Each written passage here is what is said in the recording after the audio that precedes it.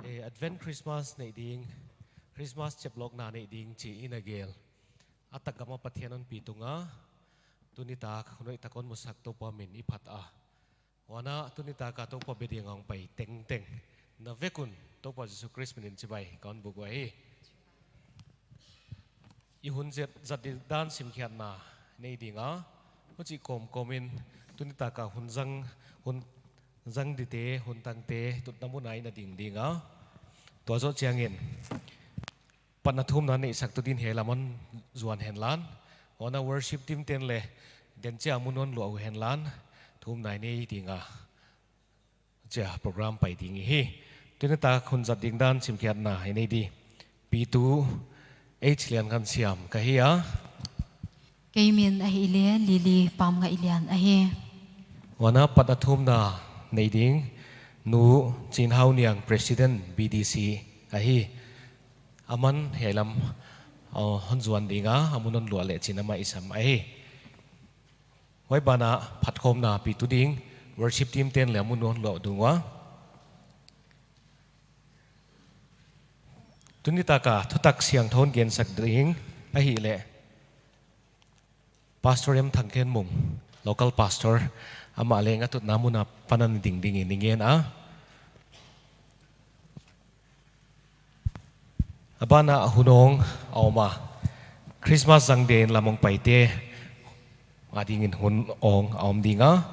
to zo chengen thupuan na wana hun khak na local pastor ahia tunta ka phatna la hun sading te ahi le khanna TBUC male voice ahi dinga to zo changina tullo lapol to bana nu Roslyn Kimbuang zo to bana ai hongom kha to hong tungta lian sang lun diwai ama om namun hon din sakle eji ahi to bana unaw nu zen ngai sang zo falelti ama hi hong tung nai ke ya abana dingina songdan moy ama leng aum na pan hon din sak din ingen ahi to bana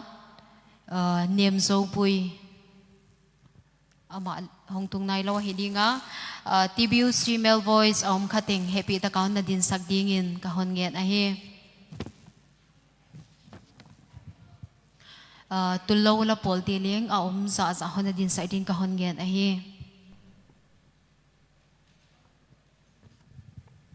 tuna panathum na nei ding nu chin hau niang ama hun ipia ahi thum nai nei diu kabyak kabelo van pathian hingle siang tho tu zan hun hoi tak mai na hun musaka Christmas chep lok na program tu zan abula pan thei dinga namapi na honom pina tangkai ziakun kipak pe mai na kyanga kipa tho ka hon ge na hi tu zana ka hong ki zana ding teu yai biang na program hon pi tu ding te bang wana phat khom na hon pi tu ding worship team te le thutak gen tu ding pastor em thangkhen mung le phat na la hot sak sak ding tuam te teng teng to pa na khasyang thowen nom pi a yai program ka zatu to pa nang ma min thu pi pa to ya ma na khalam bol zol na ko ten katanwa khat le khat to pa salam le khalama ki ita ki pum khat thei cha dingin yai program abula ki pan atop tan phanamin thupi na le na de na banga hon zo pi dingin le tu zana na thotha khon gen to ding amuk le kamte zanga kule poi mo na sak te ma tung to nan gen khia ngai khiang na tut pha tu ten ka kwalam sangwa bang hiam phat tom pi na to ilam ki thei cha dingin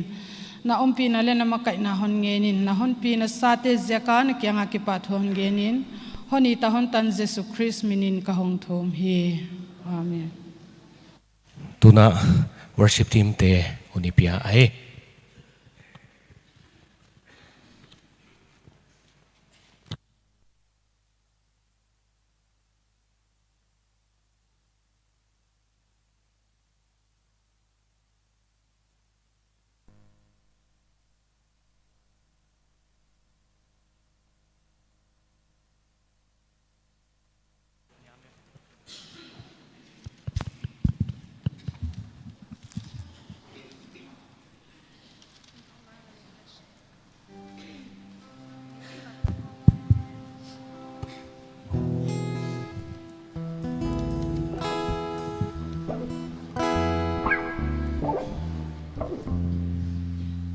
Hello.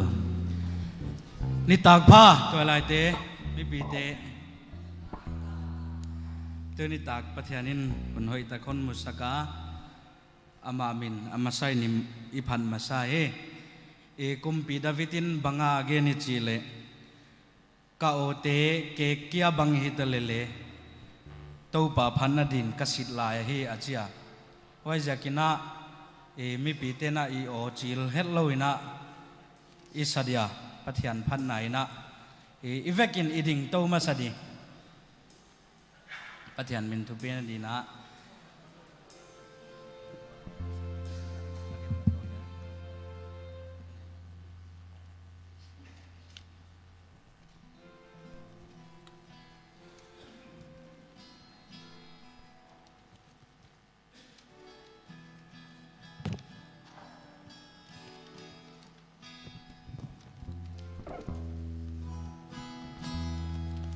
katan vual zol na chin to pai phane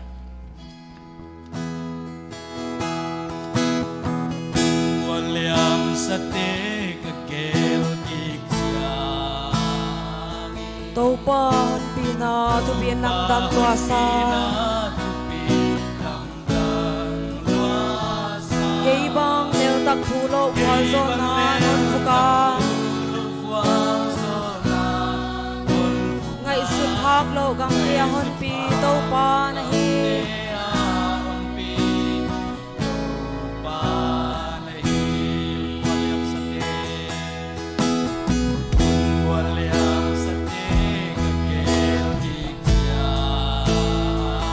Tâu pa hon pina tu bien nam dam tua sa Gay bang nel tak thulo wal zo na non fuka Ngay sut hak lo gang tia hon pi tâu pa na hi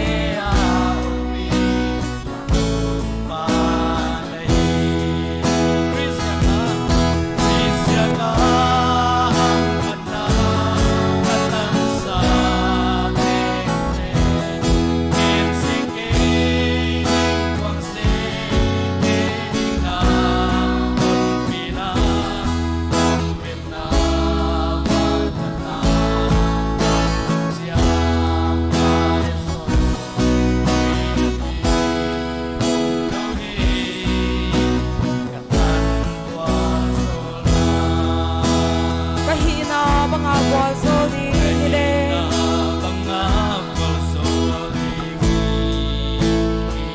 Awal so na de munin kalom lawe Ahi hang ina siya kya kahonen laya Tuni dong hongkin lai to pa nang kya na hi Chris ya ka hangkat na tukan sa tengke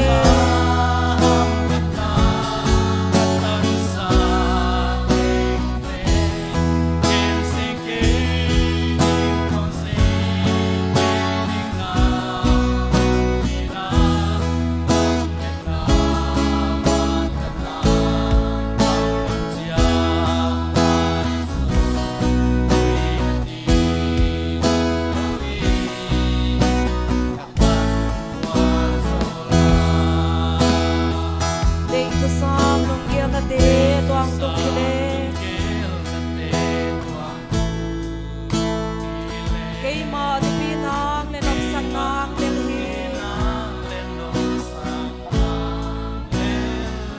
Namin tu pina le namin le aku so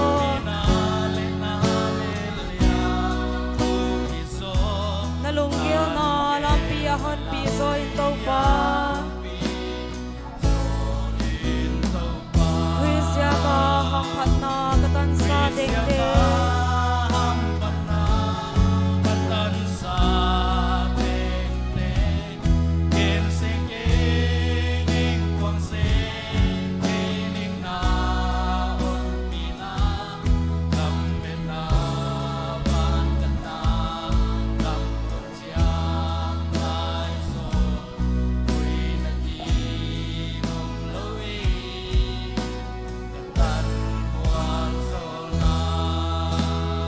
hak sat na be dot na te hong tun chiang e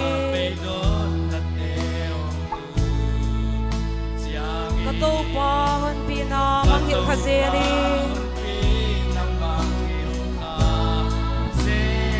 to manin pol zol na budin ka long lo hi hang ai nan hon tai salon kem zel hi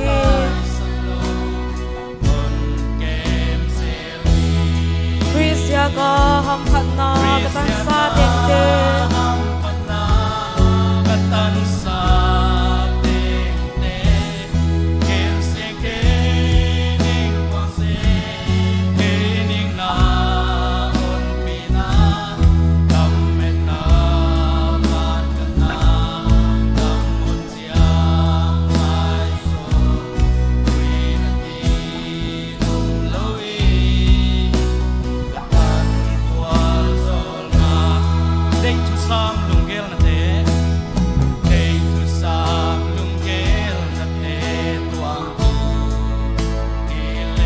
ma thu pi nang le nop sak nang le hi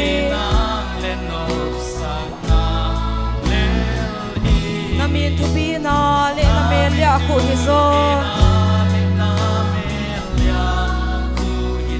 na lung gel na lam pi hon pi zoi to pa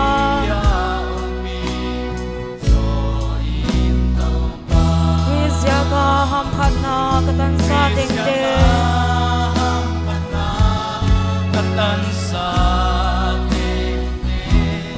kem se ke ning kwang se ke ning na hon pi na tam we na van kan na tam mon siam lai so ui na ti num loi ka tan kwal so la hak sat na be dot na te hong tun chiang e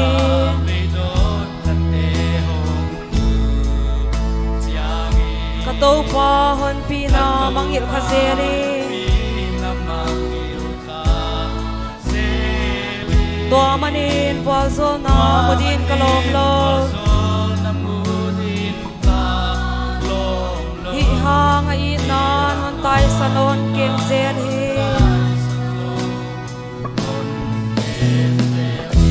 Krisya ka ham khat na ka tan sa deng te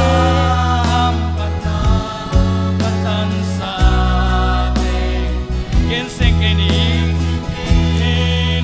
kwang se ke ning na kon pi na tam me na van kan na kam mun chiang lai so ui na ti hong lo hi ka tan kwal so na Krisya ka ham pat na gen seng ke ni quang seng ke ni na hon pi na la met na van kanan kam hon cham lai zo vui na ding om lo hi ka tan pol zo na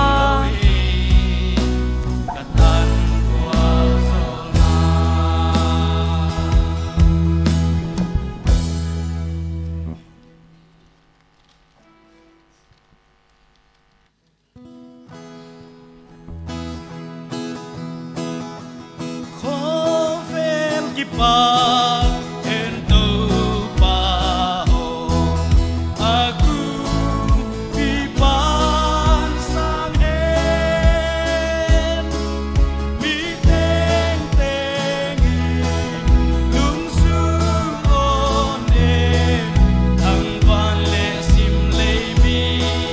thang van le sim le mi thang van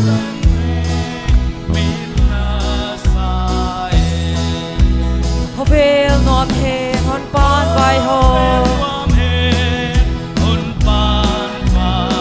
mi den la sau he lâu tuổi xuống mua lệ phai giang te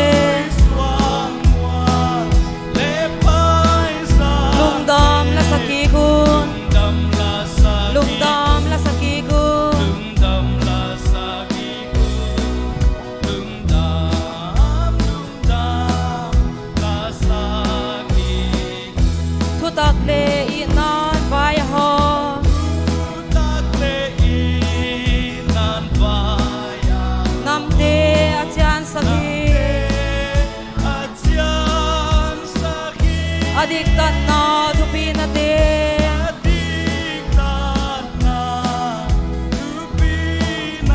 a in na lam dang te a in na lam dang te a in na lam dang te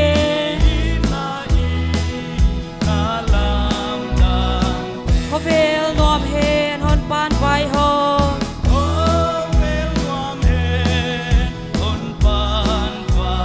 mi den la sao hen lâu tui xuống mòn để phai giang den lung dam la saki gun lung dam la saki gun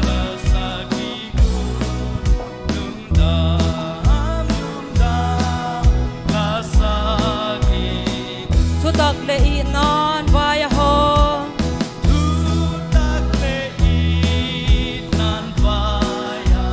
nam te a chian sakhi adik tat na thu pi na te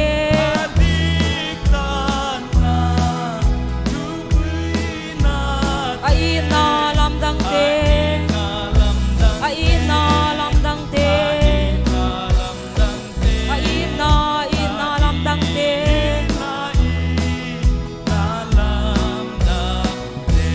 ho vel nom hen hon pan vai ho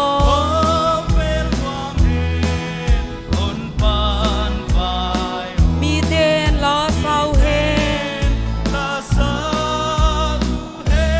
lâu tui xuống mo le phai giang te lung dam la saki gu lung dam la saki gu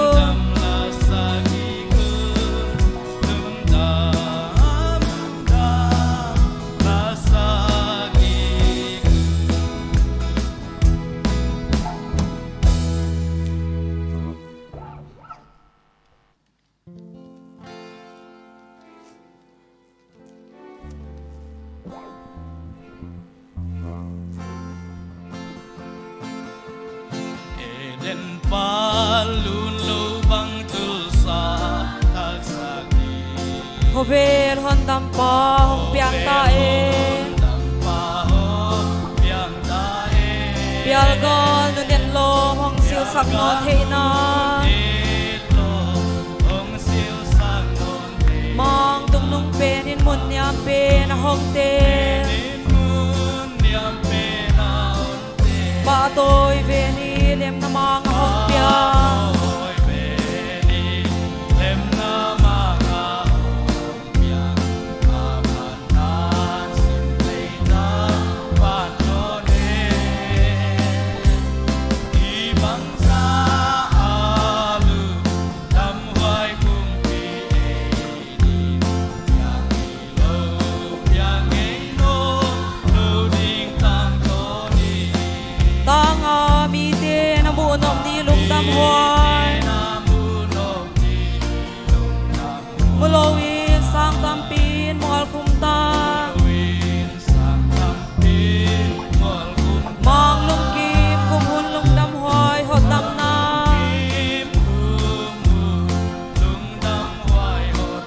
ei te ni tan tuan so i ham phang ye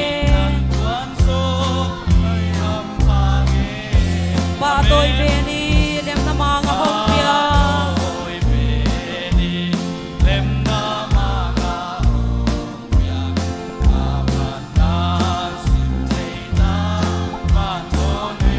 ibang sa lung dam hoai kum pi ei di piang ei lo piang ei non lo ding tang to ni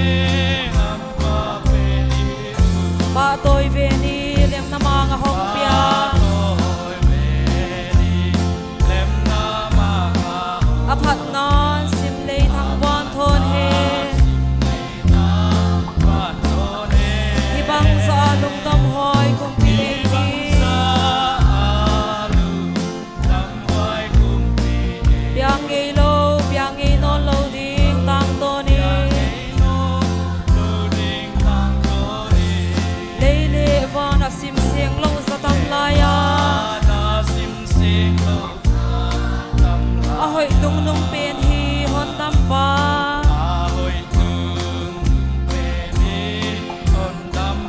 Israel den ya la hon pai kyak sau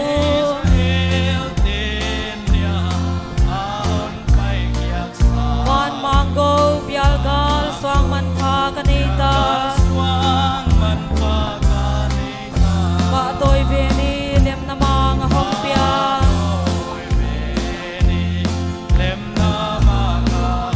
Akhat nan sim le thang quan thon he Hi bang za lung dam hoi kung pi ai di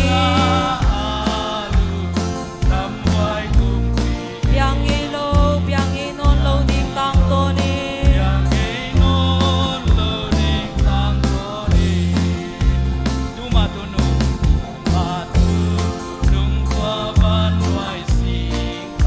Hon tam pa ding sing dang piang lo ding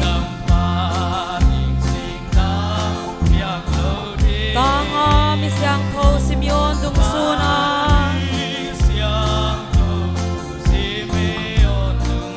Mua lung tam pi te hang ha pen hi u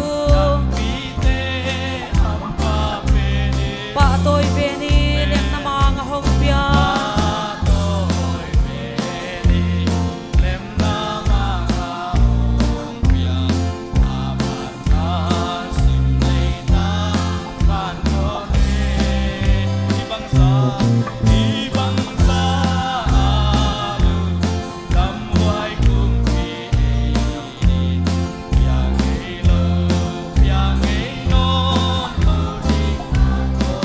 Lei le vana sim siang lo sa tam la ya Ahoy tung nung pen hi hon tam pa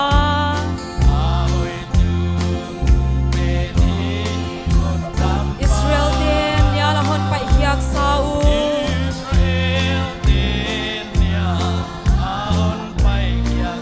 Wan mango bial gal swang man tha kanita Ba tôi về ni lem na mang a hong pia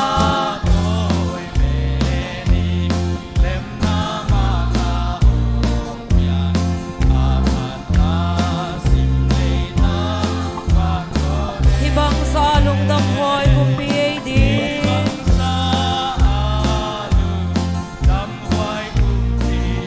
Piang e non lo ding tang to ni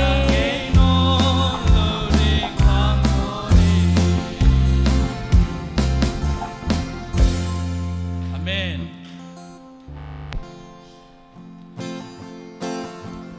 Lung tâm đi tu pi tag hong ta Zan phom ya na len ki la kia Lei Bethlehem dai da manga Abin so mang Emmanuel Atung nung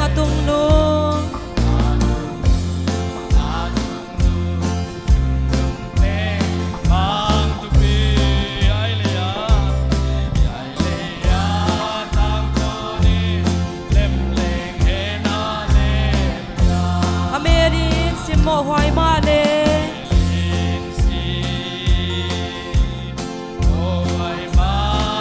Lei tung le van mang pe na hi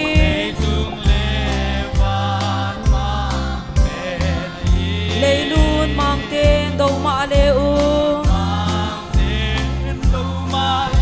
Agam hong za sem ding hi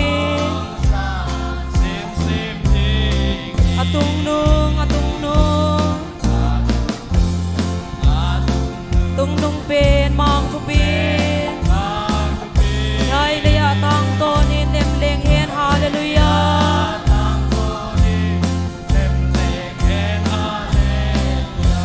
Van nuai con mong than hong thau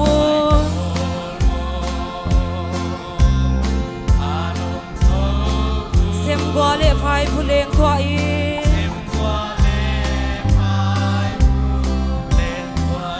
Tung nung pen a thu pi hen o Three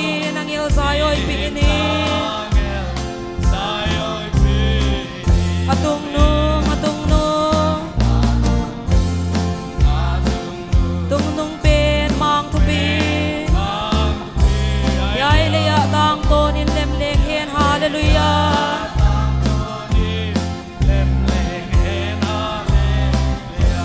ataga le amana om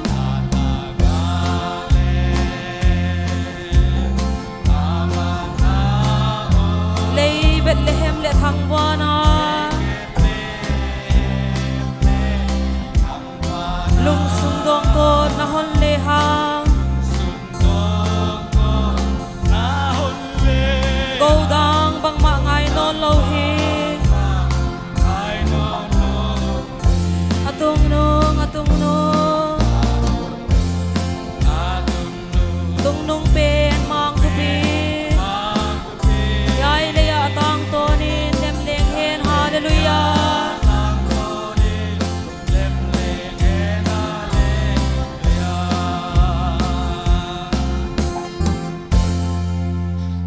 la khatin salai dia pathian ngai la za thum le som li le khat na hosana chijeli no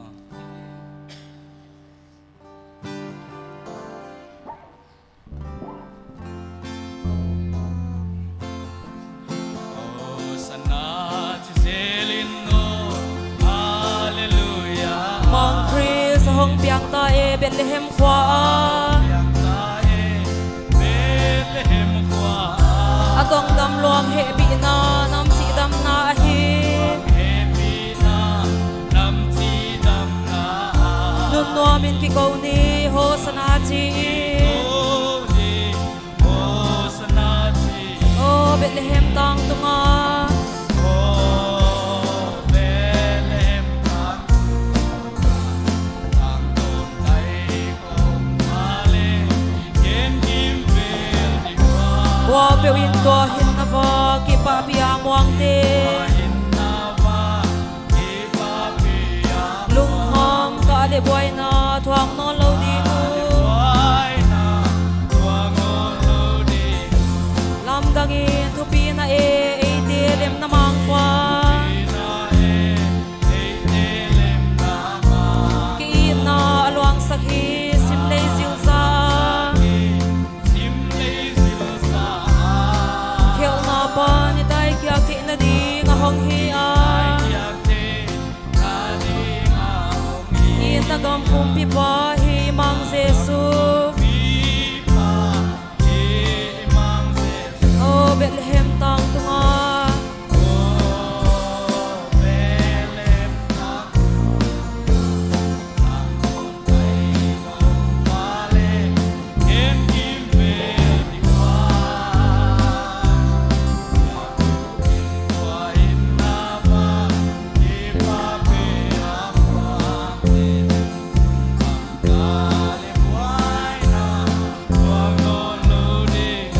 pa hun chia ma hong tum ta e din tam na hi ki na luang le de Calvary moana alam dang dan kwan kien thei sim le mi sa o in ai na gam aman tuang hon tun din o Bethlehem tang tunga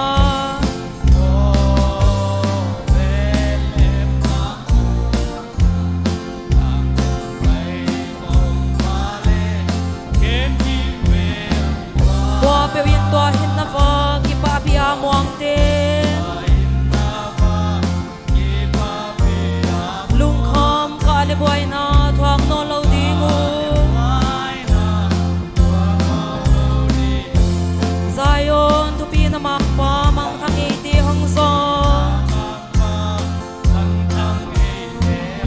thang van mi tien phal lo song ho zo lo hi bang kim tunga mang pien he no amen an bang hon hin na kwa man nyal the lo hi o Bethlehem tang tunga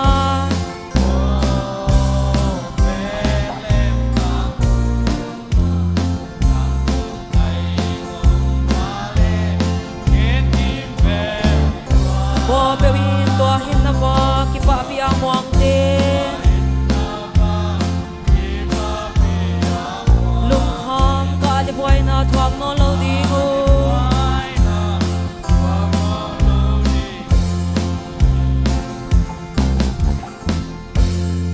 to pan tu pin atang hen yai zain ila sakhom na I zodi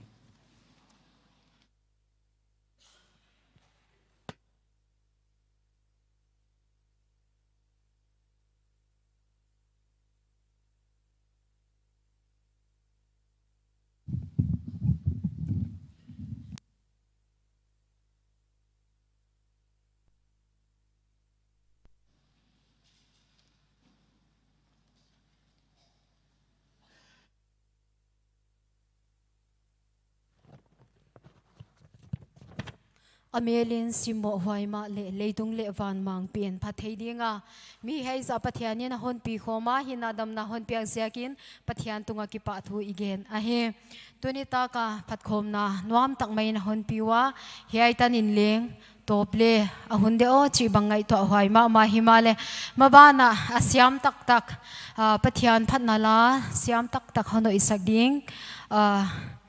tam takine tuna dena introduction bolaya hongtung nai lo nu Roslyn Kimbuanga ma hi happy takinon din sakle chiningen a he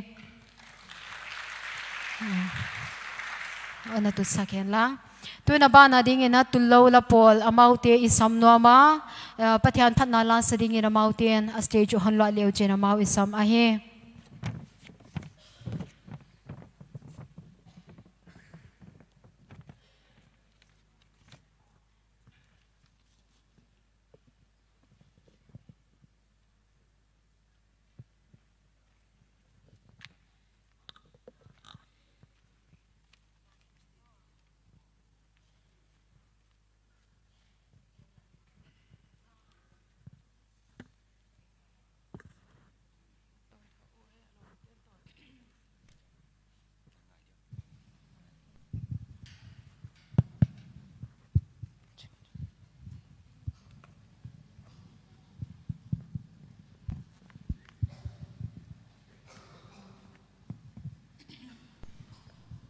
tu zana kon la sak doi le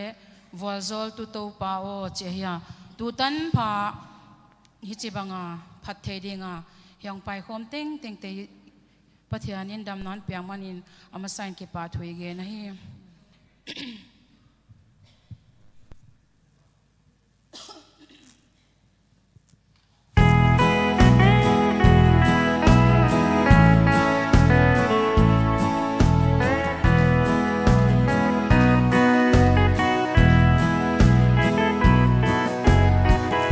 Ba kapathianu wanso na bukim o nang ipan hong luang hia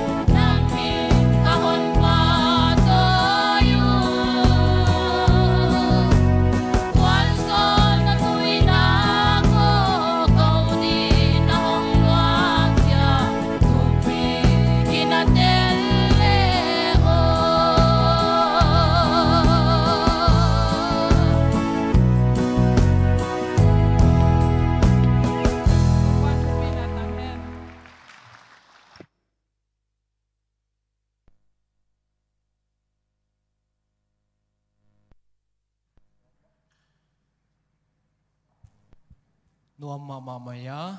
tu lo la pol te jekin to pa mini phat a hi to pan wal zong la thu pi takon pia wal zol tu to pa hi a to pa mini phat a hi Christmas hun ki pa huai tak zang din ni kisa a khen khat tia ding in hi lung len hun na hi dinga lu sun ta tia ding in hi pham sa te ngai na hun na hi dinga tongo bangin to pa Jesus Christ ei te tan dinga le tungang pai decline van khopi anima van khopi ada ya hi to pa ni na thu pi sa to pa no nol mo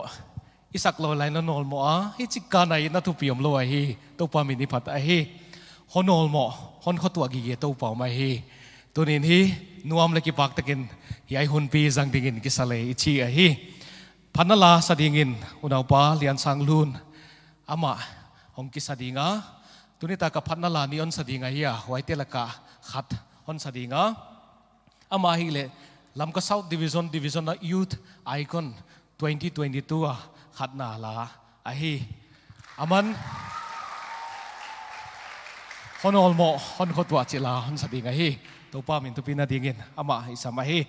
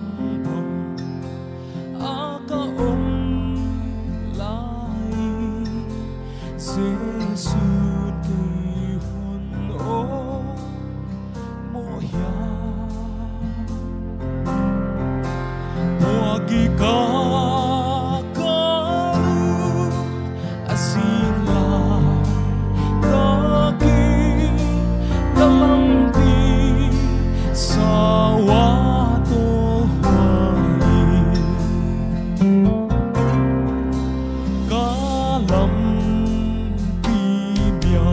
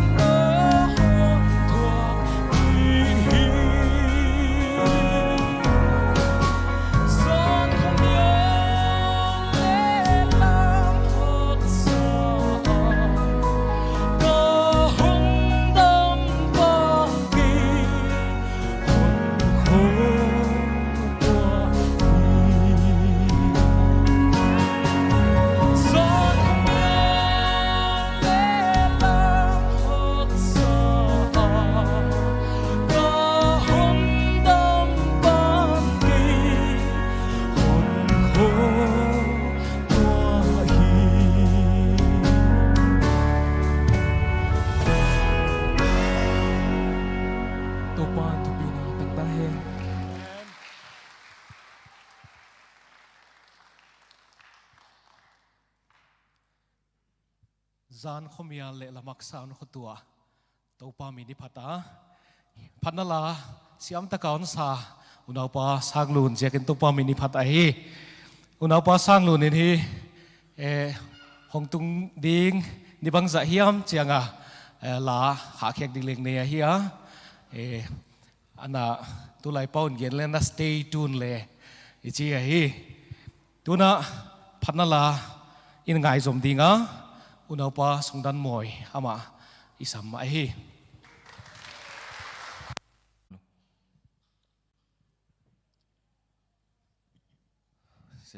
siam lo thu chilo in pathian min thu pin adin mim bang hong piang chila kon sadi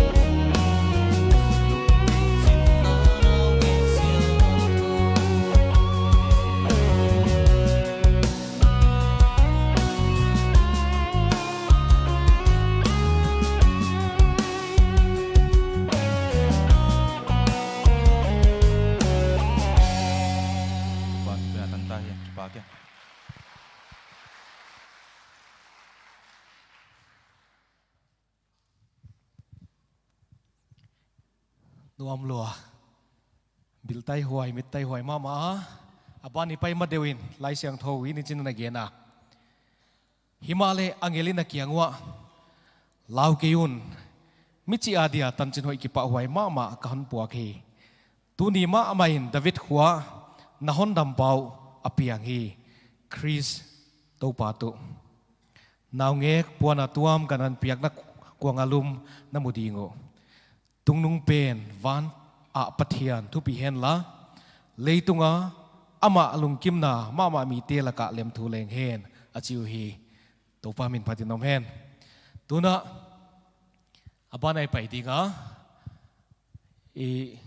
pathianin imi te la ka na zat mama tunita kin artist ineya ama hi leu na nu Roslyn Kimbuang aiya tunita kin phanna la nion sadinga waite la ka khat ama sapen sadingin ama isam dinga ama onzo chiangin hi tutak hongen sakding pastor ama leng kisak na kisakal le chin ama isa sakol sakahi to now nu Roslyn Kimbuang isam ahi ton la sakdinga hi le zanje ka kha khiak la thak lik le ka hi ama buang nain khut beng ni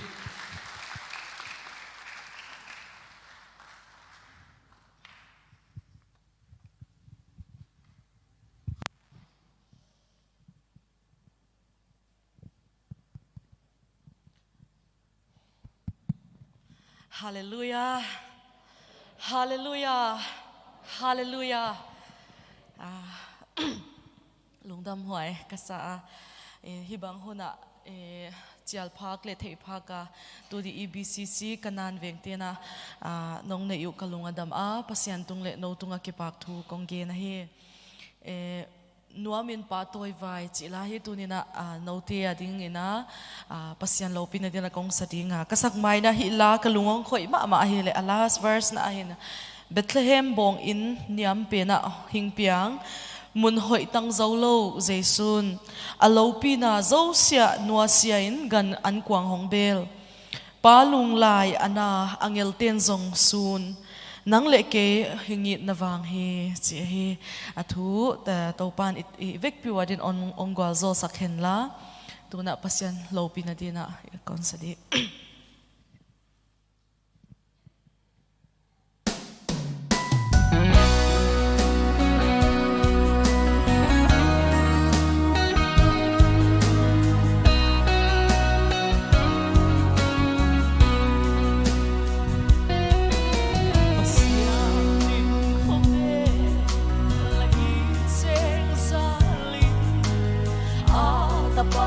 sun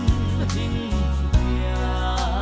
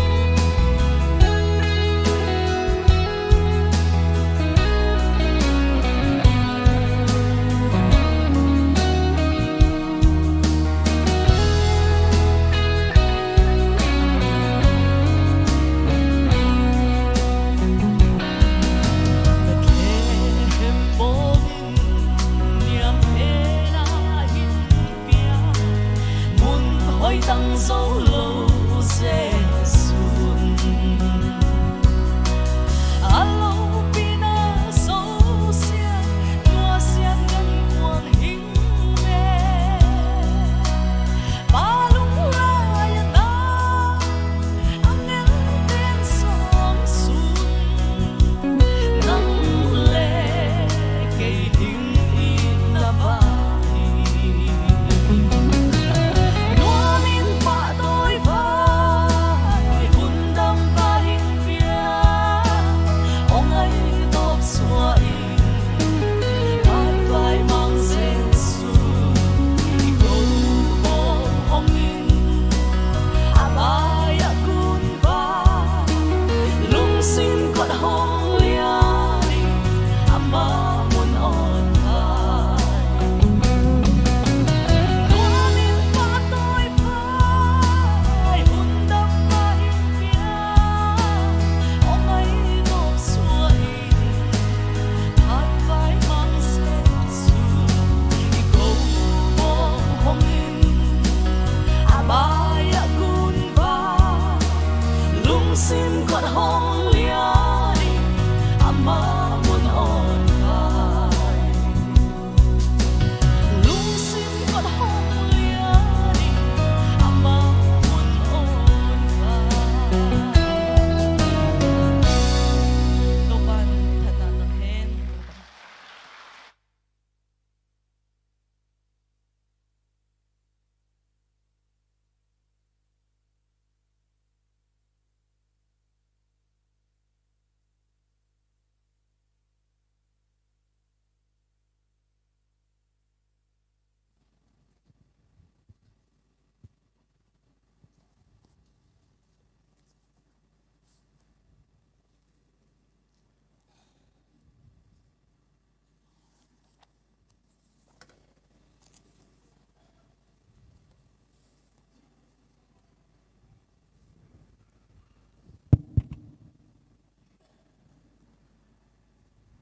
Amasai na Tualsung Baptist Youth Fellowship kanan vengin hichibang program man patang mai Christmas cheplong na program abolu tunia he program zang dinga hong pai khom anai agamla ki panbang wana online le TV tungto na ana ena nangai khiate teng teng ito pa Jesus Christ minina inachibay kahonbo kahe navek watunga khamuan na hongom tahen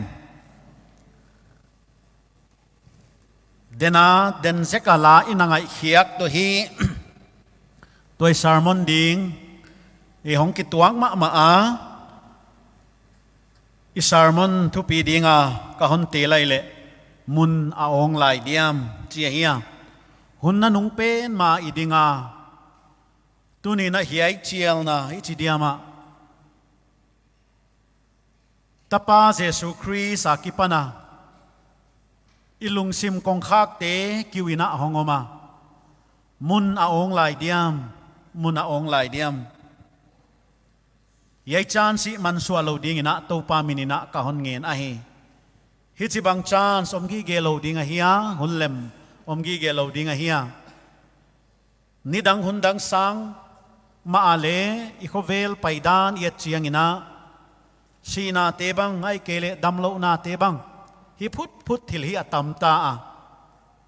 wai ziakina tua tebang le nang tunga hong tung the hiya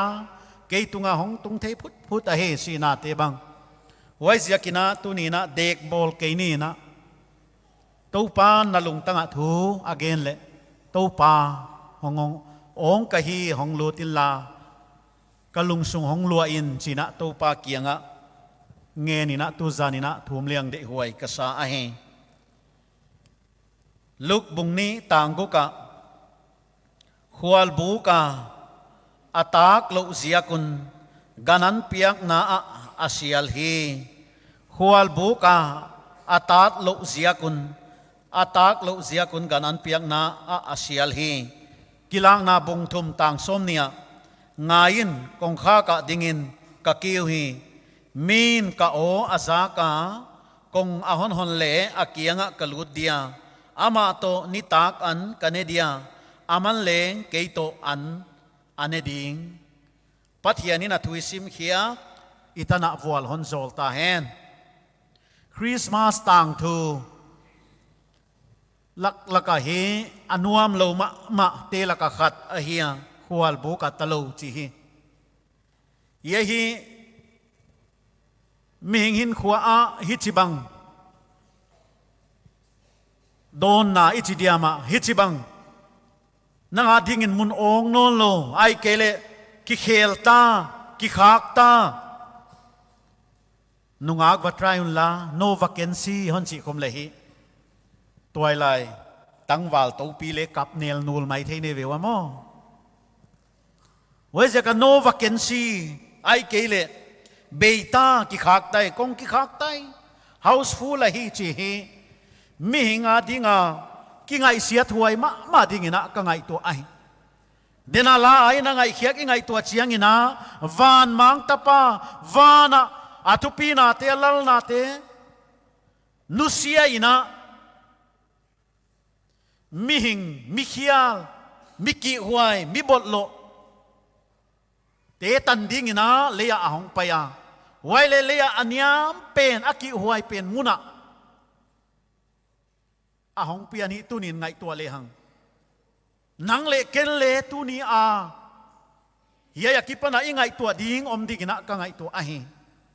muna ong lai diam huai hun lai ka ngai tua chiang ina to pa Jesu Christ pian na ding ina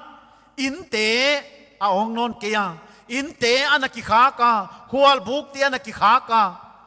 gan in chi lo ngal hi mun ong lo a hi dan hi Christmas tang thua inamu ai Christmas tang thui chi chiang ina tang thu puwa tom ai kia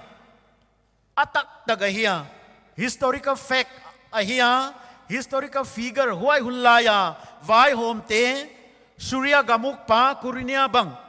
wana rom uk pa kaiser augusta bang hi a om tak tang ma huai hulaya BC som ni le sagi le edi som le li ki kala vai home ahia augusta hi wana wai hun lai na augusta ina min khum ding chi thu aoma wai min khum na ding ina census lang na ding ina bangzia ka poimo hiami chi le text lang na ding to kisai ahia ani na a sepai lang na ding ichidiama sepai lut thei ding bangza oma chia thei nuam zia kuna hiai census lakhi aneyu ai wana hiai census to kisai bang wai unlaya thiltung to kisai hi I bible ki a imu ai ke ya romte historian roman historian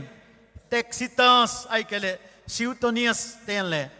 ana genwa evidence omahi wana zudati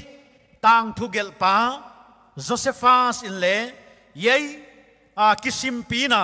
wai hunlaya kisimpina to kisai census lak to kisai ana record khai manina yei hi thiltung tak tang ma ahi chi hi achiang ma mai ahi wai ziaka phwa tom thilai ke ya Jesu Christ pian na hi koi hiam a top tom le ai ke ya atak tak hi chi hi achiang ahi Joseph le Mary le Bethlehem lama hiai ding ina ahong kisawa wai hulai takina Mary hi agai san ma ahi china lai siang thoina again ai Nazareth akipanina Bethlehem lam sao pia hiya mel som giat le nga miles a ahia kilometer hile wai sanga tam zo tham ding ahia wai le tu gam lama ma mai huai hulaya gari chi te om ke ya tang sanga pai hileu thu khat ahia hu chi le ke ya Mary hi agai san ma maya agai san lai tak a hi achia hak sat na gen seng lo ichi diama gen vual lo atwa dingu hi thei sa ai zanal ni ta kin le igen ta a the cause of obedience Mary ina ahin khua a pathian thu aman na pathian thu kia hilowa hiya apasal chi dan dan thuman na zum le za khwa lowa asunga apai pen asunga naw ngek avom pen angelina avagen alung tanga vom ma hi manina waizia kina zum pilo ina naw pang chik ahi dan le igena kum som le giat phanai lo china genu ai kum som le giat phanai lo kum som le nga ki pan kum som le sagi ki kal khong mi ai wai naw pai gilwa ki yu ke wa om di chi chiang ina za la khuai ma mai Jesus Christ za la pingam min siat pingam Mary ahia Mary hi thu pi ma mai ai hu chi na Nazareth akipanina ahong paiwa kino takale pai thilo o la hong pai ding ina ka ngai to ai hol zel pai zel agilbang na sa zel ding ina ka ngai to a huchina haksat na tampi lamkala buai theina lamkala suam ha tampi om thei ma le tua te kala hi anu pauna ahong paiwa Bethlehem ahong tungu ahi Bethlehemi David pian na kuwa ahia David khan let na leng ahia yaimun hi tunina ingai tua chiang ina Bethlehem hotupi takle hiding ina iging take ahi yaimun akhwal buk atun na ding ahon zongwa huchina Hual buk tia bana hon kanding ina kangai tua na oma. Himale hual buk ana ong non kia ilai siang tu na gena. Hual buk te hi ong non lo beda tuai takina omu. Chi ingai tua na aong kilang ai. Room bang ma ong om non lo aful. Van mang tapa alal tut pa te no sia a leya mikial miki huai te tandinga hong paya ami te na pomlowa ama adinga alungang na ding le omlowa kong te hona omlo ingai tua chiang ina tunglama te adinga tu gen ding wang ma mai ding ka ngai toi hai na lo mu e thei ke na ma we chi ding ina ka ging ta ai Hual bu ngak tuina na the hile chi khong kalung sima oma Mary sunga huai naw ngek om pen hual bu ngak tuina na the hile zo rumam non kelele hong lutun ke lup na konon di ke muna hong ke om namuna hong giakun chidin ka ngai tu a hotel nei tu room nei tu in nei tu ten thei leo hong payun ko apwa lup na ong kelele ko apola ma ka giak thei diu chidin ka ngai tu a Yai khual buk nei tu pa ngak tu pa to nang le ke ikibat na om ina ka thea hun tam pia tuni tanale yai bang tu pan hon ve la ya tu pan ilung sim kong khak te hon kiu lai na ina ngai sak ke ya ina hon hut ke ya deng chianga ikisik na ding tu toy tu pa Jesus Christ na lung sim kong khak a hon kiwa na hon hut ke le deng chiang in nang van kong khak na kiu dinga honongin naminina late kasa a lapol tia katela naminina hichin ka oma thu ka gena nana kasema chile khamai thi himale huai hun chiang ina kong khak ngak tuina nang ka hon the ngei ke ye yakipanin pai khiein a hon chi ding hi la huai ma mai wai yakin tu ni na ito pa Jesus Christina nalung sim kong khak a hon ki wa hi hon ding le hon lo ding nang khuta kinga ai na hon uthia ai kele khak lai ding ne diam ye hun le mi ki mu ki ge lo ding ai hi chi tu ni na thei leng de huai ka sai toy lai te na ye ya kong khak ai kele khwal bung ngak tu pa na a thei lo bangina naw ngek agai lo bang hi le tu Joseph le Mary kia bang hile tu anahon khamai thi di khong ina ka ngai to ai hima le huai nào nghe asunga ye agai pi ong lut le buai huai lo di de chianga thil teng teng hong flop vek ding a hi chi lao le khamai thi wai ja ka Jesus ya ka ana khak ana hong ngun lo le khamai thi chỉ không ka ngai tua na thil tam pi hong lut ai wai ja ka ngai tua na thil tam pi deng cha buai lo khadi deng chiang a Jesus samlu le yai te hi the non lo di ai ke le yai te to ki pol the non lo di ai ke le yai hotel sunga ana tung sa million milal te mi house aten nuam asa ke lo di yai te ong lu leo aban chiang ai sumu na ding leom non lo di i hotel kwa manon zon nuam non lo di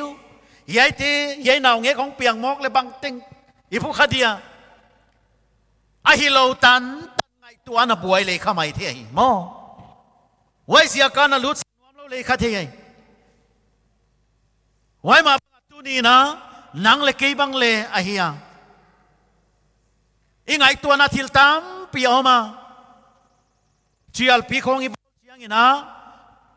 mi te question tu ai le ipian thak nung ina zui va don thei lai diam chi khong ai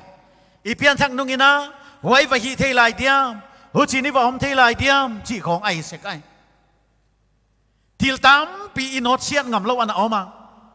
ilung sim kong kha khong ina lut sak le le avek a lut sak nuam lo room pindan khat sau lua sak nuam te hiya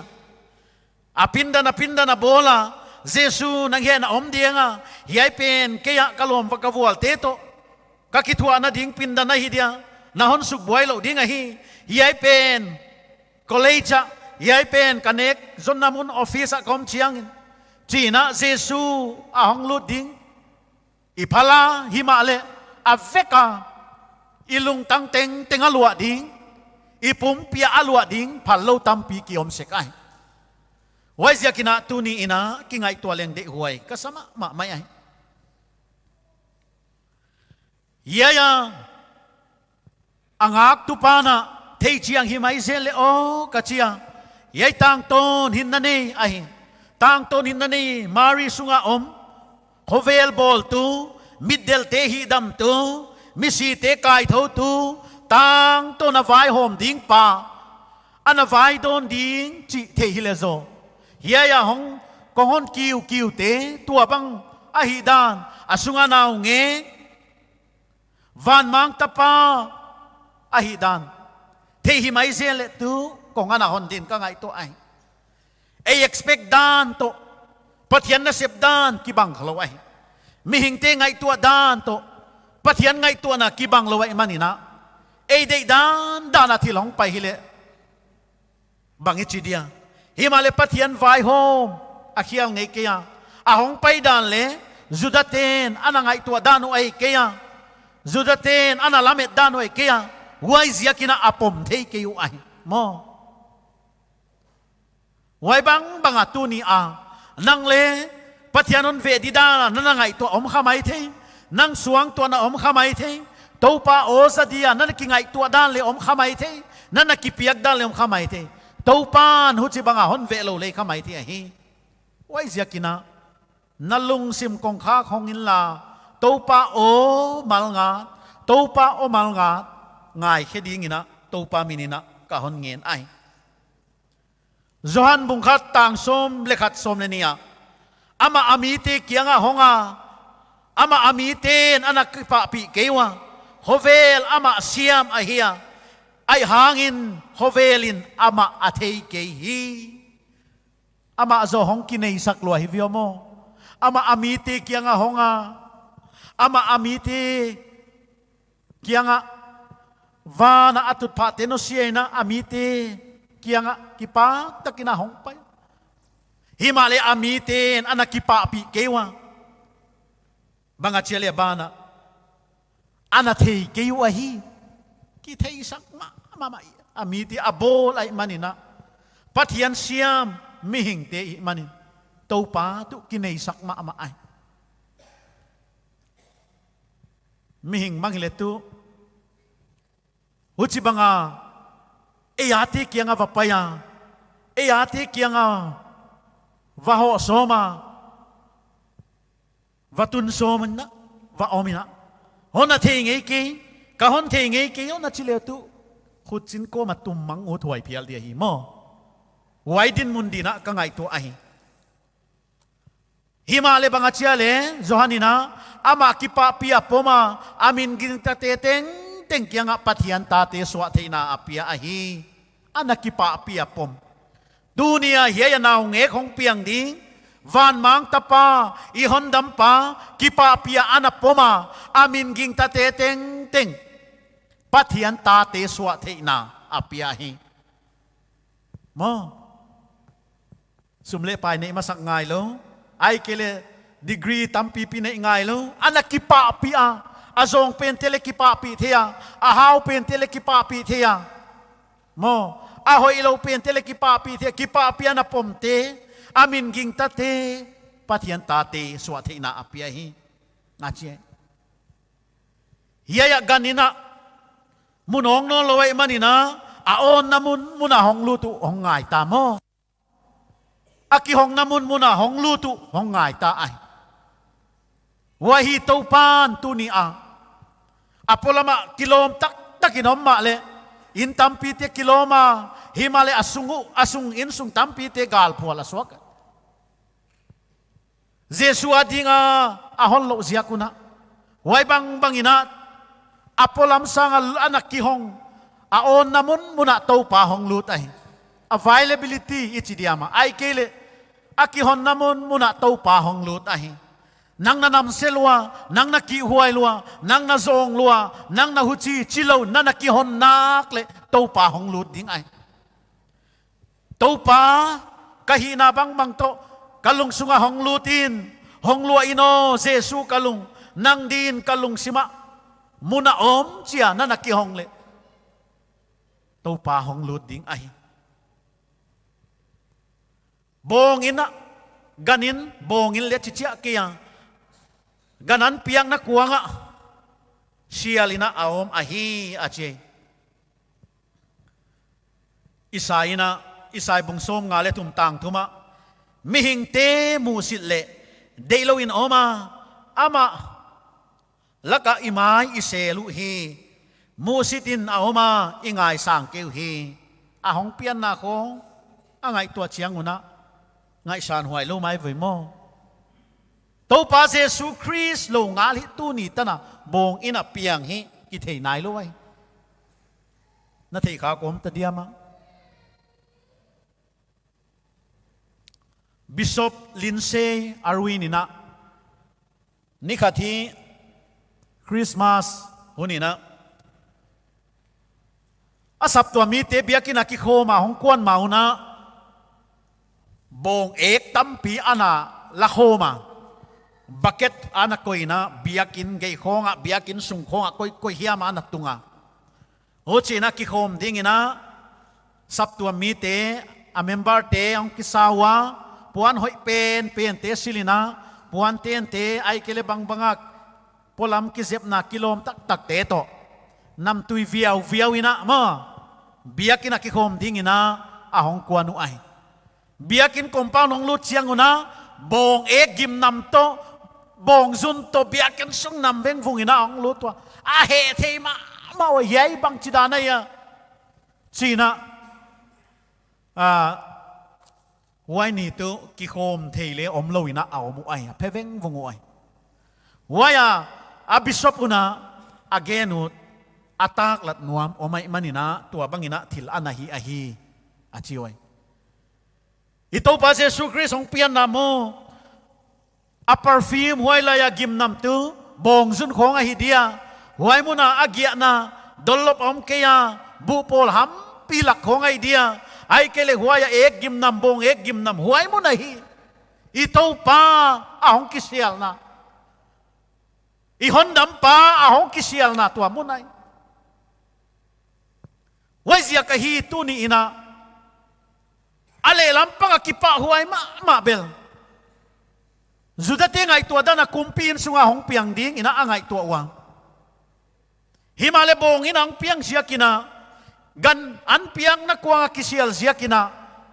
society a aniam pen society a mihimusit mi ki huai mi bot lo a chiu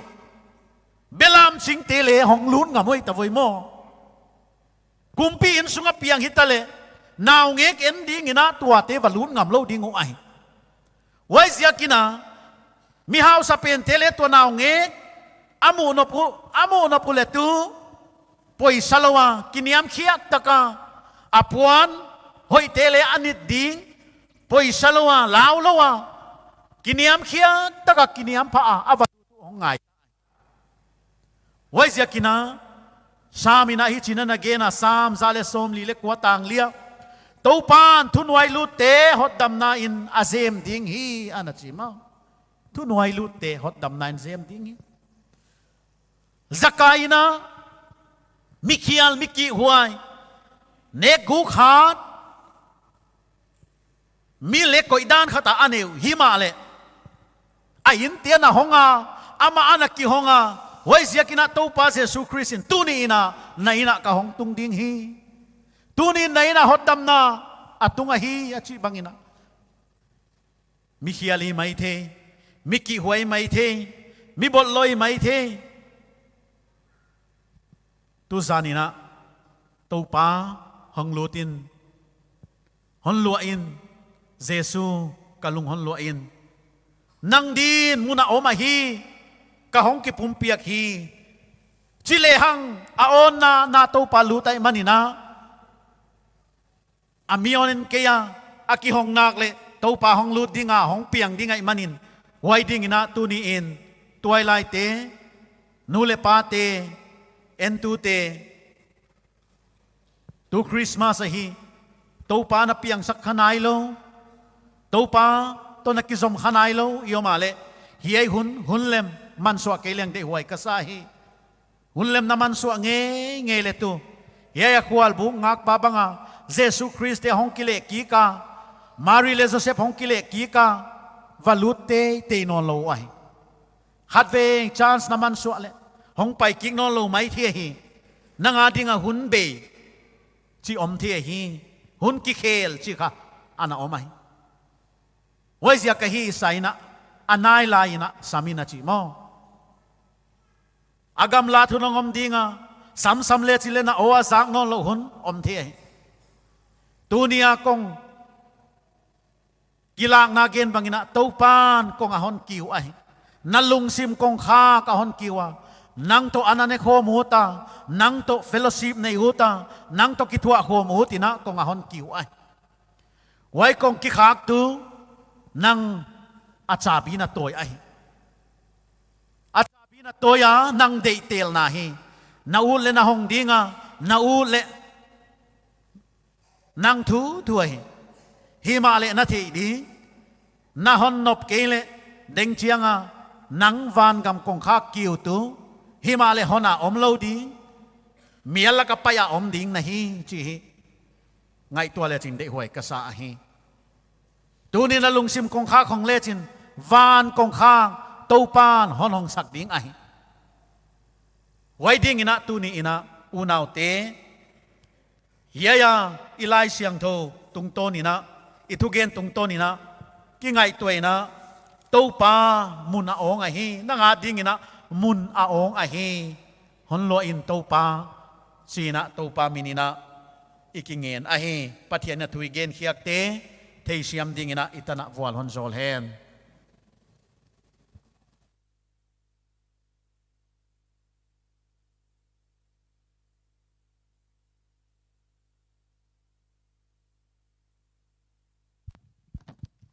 Tugen na man patakon gen sak i local pastor tungto na thugi gen te tungtonin topan tupi na tanghen la tunia Jesu Christ ilung sunga lut saka huchia sangni somni leni Christmas unte ama to sangkhoma a hoddam na hongpian na hondam pa dia hongpian na hi a hitak man patak hondam pa dia sangcha dingina ikichial ahe tu na ba na dingina TBUC male voice te amaute huni peuta amaute hong ki saksunguna amaute hile gam tom ma hong ki panahiwa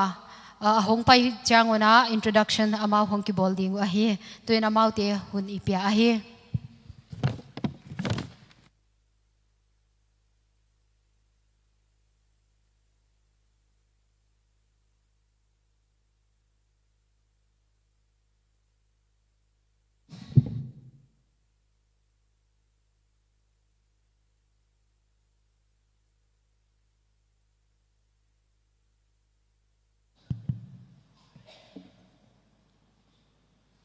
host pina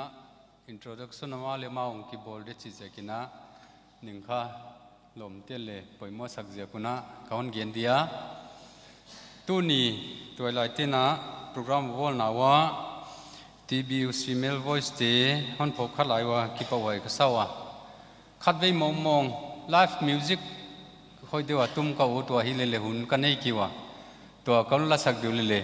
kon la sak diu le yai anei no hian nei no chia ki homin agom naun sadikai zakuna ni ve thum ve pat khel oi didan na ngai ana koi leng chi na thei du na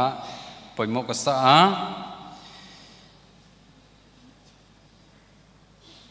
bes hon sak sak ding te upa exam khen thang le upa jipum chin thang amau ti ge long ding to dingwa upa inzam khen thang aspect bulpen ahia thalon kwal lama base guitaris khat ahi korvom silpen upa jipum chin thang ahia singa division artist khat ahi tenor on sak sak di veteran singer paji khamjanang ahia gamlai bial a male voice a air ana pangden a hiya tu chiang in hi atenora ki kai sang to sakahi abana contrato alton saksak ding upais nanglian thang a hiya amahi tuila kwala lead guitarist katahia ni danglaya thangboy kichia hi aban choi genda di youtube pa jong leo chin na thei diu hoi bana aman guitar tum hilema ali tin na ki jang dinga upa jam khen thang ambe sakaja to hiya ken ridiam katum dinga lalika sakom dinga abana pavi songkho hao kai lam tang lama artist ahia pa lai hun kichi album nei pa ahi keitu auchida na min than na kanei kia som gyalle chilak veli nai le ben khata bes kana sai dang dang sama ahil tholam ngien ka sukha a hi jida na hi di chilam ngin anai sai kha ka hi kolla sak diwa hi le ka gom na wa hi a den kon chi bangina ko so lam kumpi pa thum te biang na la number thum som geleli na wai azil na agom na lahi asang na lahi a on sak som kaiwa gitar tum ni mo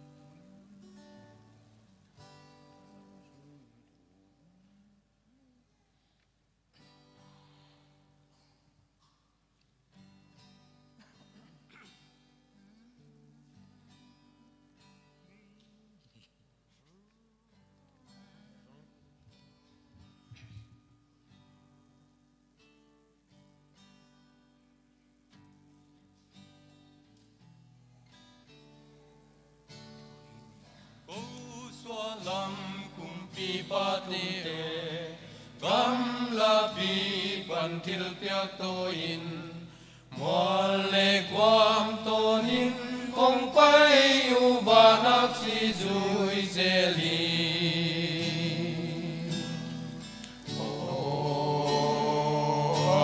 silam dang vanak si piak si vak le hoi tum lam zuan a pai zelin na ta na ki ma hon pi Bethlehem phaya kum pi pia dang ka eng kon toya ma ding Beini nei lâu tang ton vai hom mau lu ku ku sak ni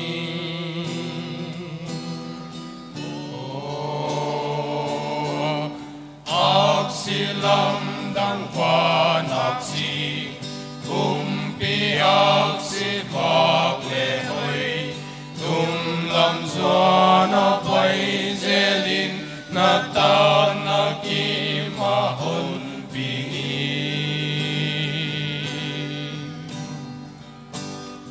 Tego ka ne yama piaki nam tui pa tian na to kilo mi teng teng in tu min pa na ba sang pa tian pia he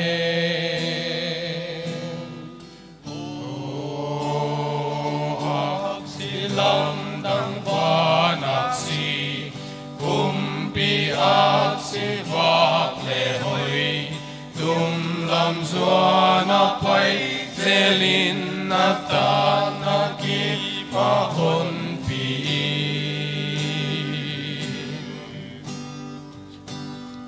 mura kei toi kim nom kha nei mang ban na hong tung ding thei sa da atum si san po ta si han sung vo ta ta kum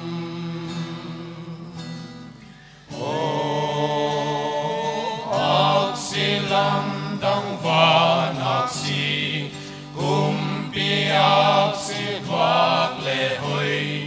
tum lam zuan a pai zelin na tan na ki ma hon pi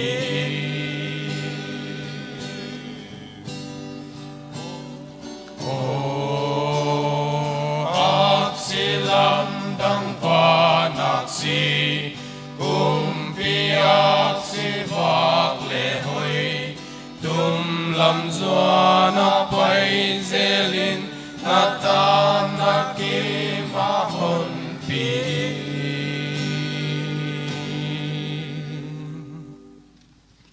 Tau pan tayen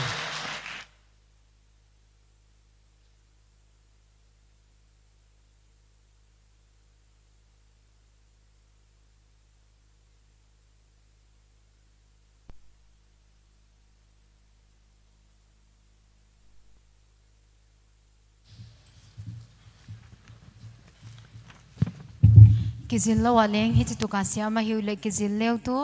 van gam cham lo ki himai ding a he tuina abana ding in a worship team te ahong pai ding wa ahong ki sak sunguna mi pi te sot atu te kha sot itu simta a khat ve ive ki ni ding cha di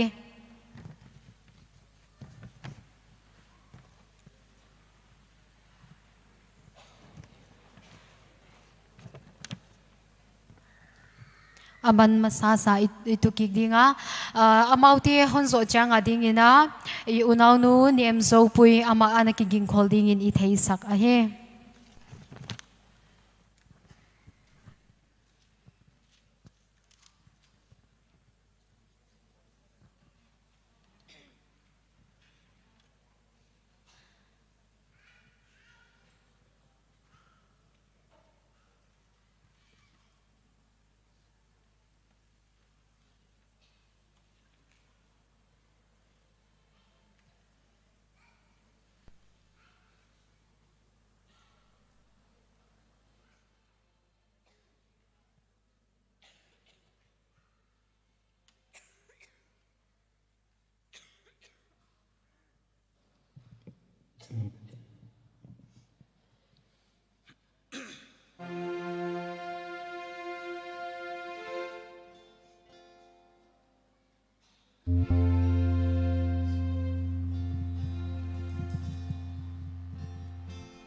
chăm sa mạc Emmanuel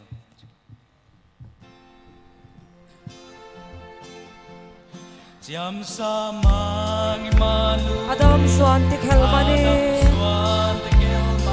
Van Thu Pi Soang Man Pha Gam Nusian Zudia Gam Bethlehem Apian Namun Ong Long Zong Bethlehem Gan Quang Hong Zal Hi Nun Noa Min La Sani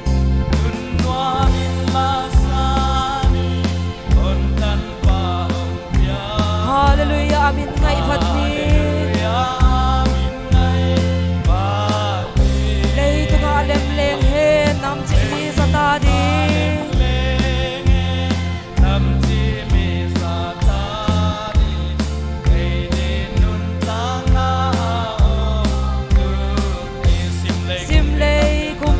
Piang ta lein nuam tu pi sunga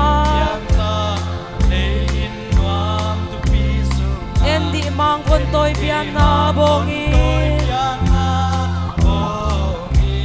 o ka kha na mang hi pa song in la kan kwanga atun mari no hiao hiao in po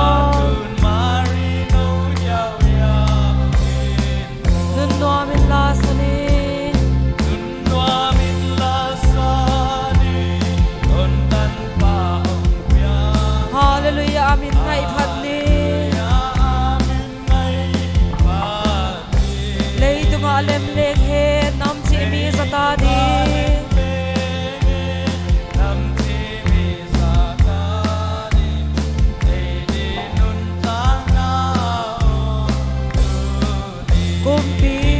Sir min khum lai belam chi kyang ngel te to pa tu pi na to hong pai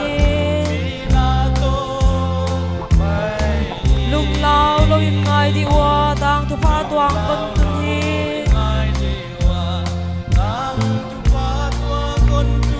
hon tam pa hong piang ta e chi u Nun Noam in la sani hon tan pang piang tan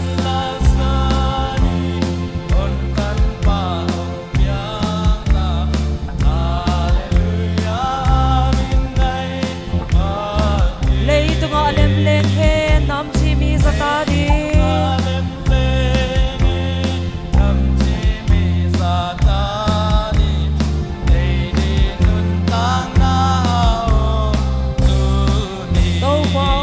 Hãy subscribe cho kênh Ghiền Mì Gõ để không bỏ lỡ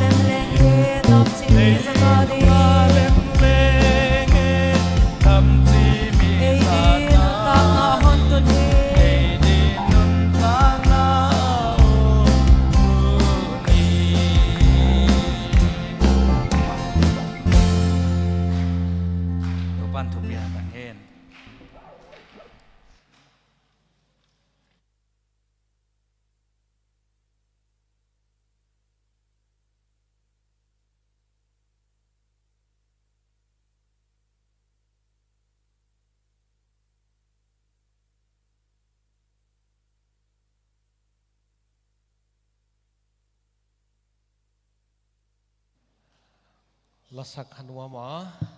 ilasakin again hi tangkhat ini chino na gena to pao ngai lo na hiam suangman pha khopi nusia na hong pai achia again suka oni na zia ka hi achia hi to pai na thupia to ni ta kin hi to pai na thu le la izak te aman pha e tua bang thu te za the yo ma kha khi am phatwai sa lai siang thoi chino na gena thukun loya zol nei te competen hian na ngak la ma mau ana gen kholu to wang pian di thona gen kholwa amu ke wa hi tampin hilele en ithea en itanga ginna tungton in sang thea to pamin iphat a he tuna ba nai pai dinga phatna la hon sading huna nu dem zo pui ama isam dinga to zo changin e hunong Christmas jang de lamang pai te hunong zangut panghiam genut nei yom le ina kisakol dinga ye hun chenga ye zo chenga e hun ki hong dinga hi tuna nem zo pui samai hi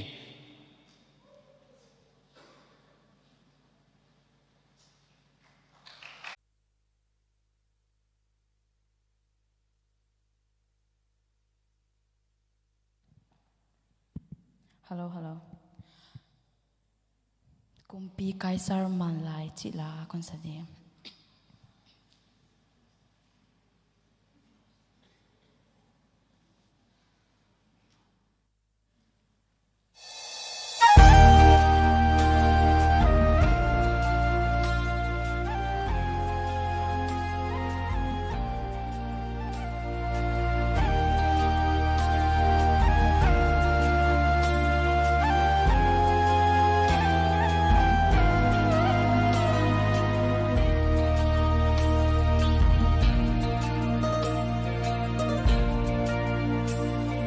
Hãy subscribe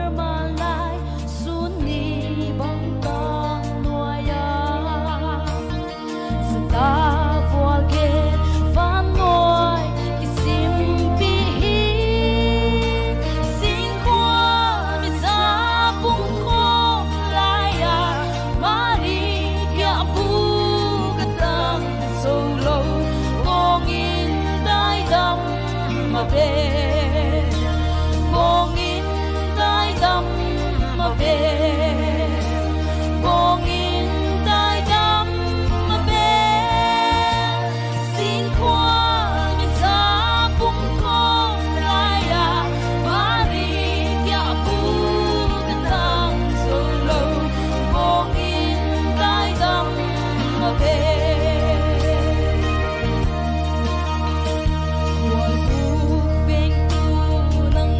Ghiền Mì Gõ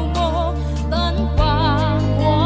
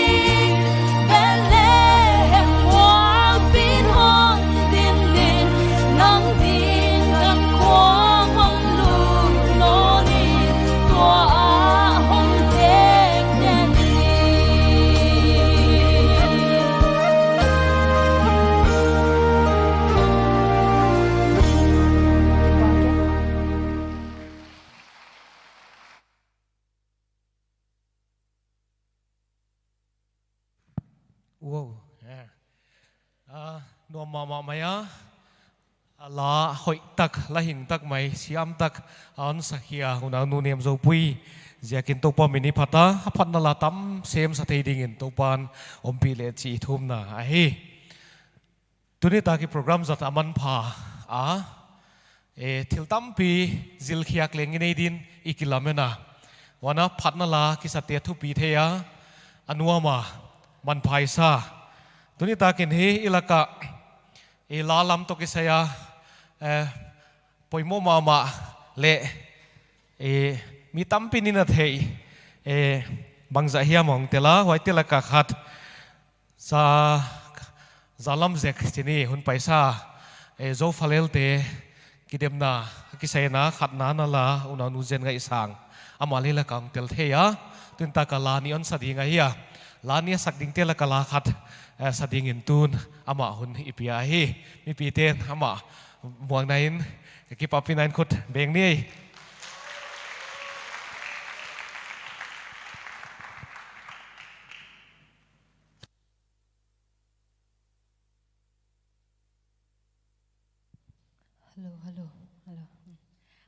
aki pa waya no laka hunnom tak mai jang khom thei da de sang na nong pyak jakun ana tungwa ki pa thu kon gen son son hi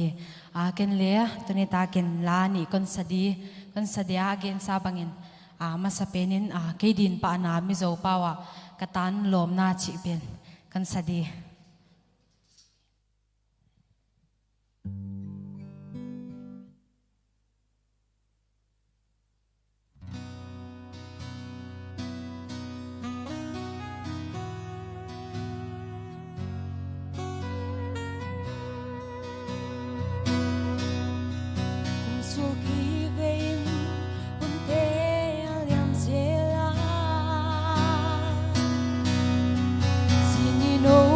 xua ô e tiền lô mê gian đời tuổi tê lê gian á siêu tăng tê mang pian mi hun lung đam hoài hồng suốt ta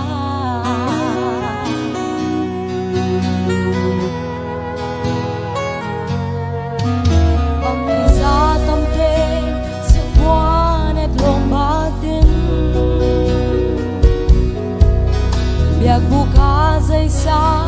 noa min la bằng ba cu Bethlehem mà nào thật không biang kịp qua đi xin đăng mình luin dây nào liang khoai nghe và buộc tăng lâu đôi cả phong thế lâu hết sao nó gần quang lên vô gầm vang là bằng nín và tôi đi ngã đi lâu ô thu pi nghe van mi tên thân lâu sâu luôn khi tuổi ba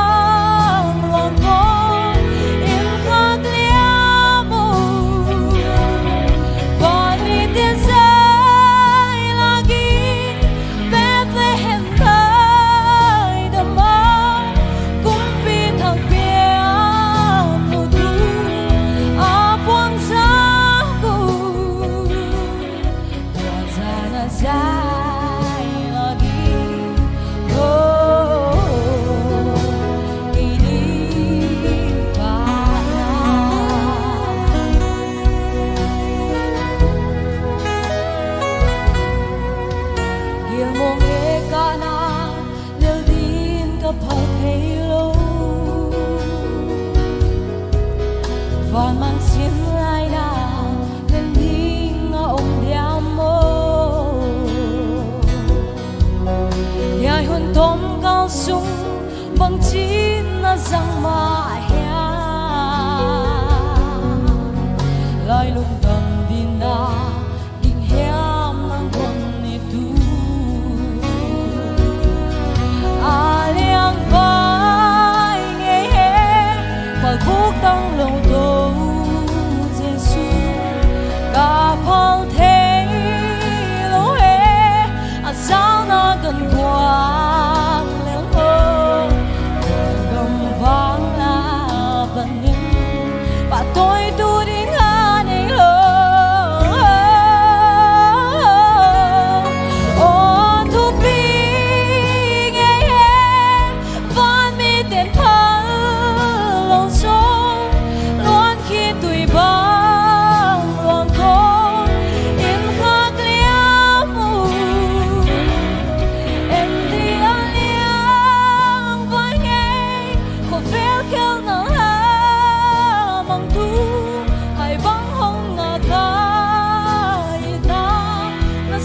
ki kun di Razana zai lagi oh ini bana on thu pi nghe con mi tiền phật lòng sông luôn khi tụi băng luồng cô im hang liang con mi tiền say lagi Bethlehem tới đầm ba cũng vì thật biếng mùa thu ở quang giá cụ Razana zai lagi oh kirim bana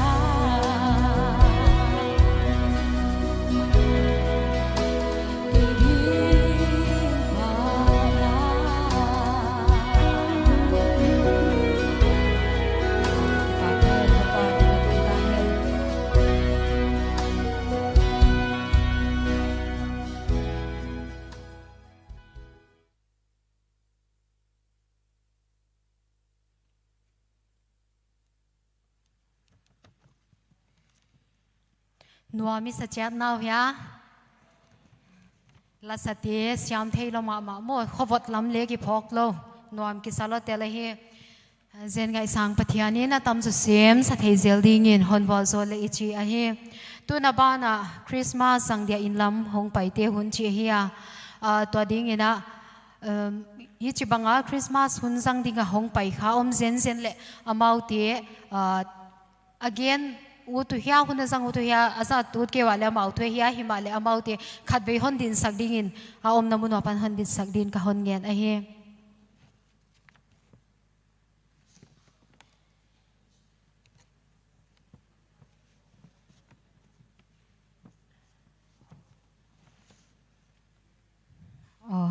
om lo a hi dinga a hi le tu hun sang ding leng om lo hi mai a hi tu na ba na ding ina i lasadi nga ichial mi thum te Roslyn Kim Bong Zo Lian Sang Lun le sen ngai sang te amau te hi ban bana hong ki som ding iningena to mai na nu Roslyn Kim Bong ama kya hong pai ha hi ki le ton pi hon nei ha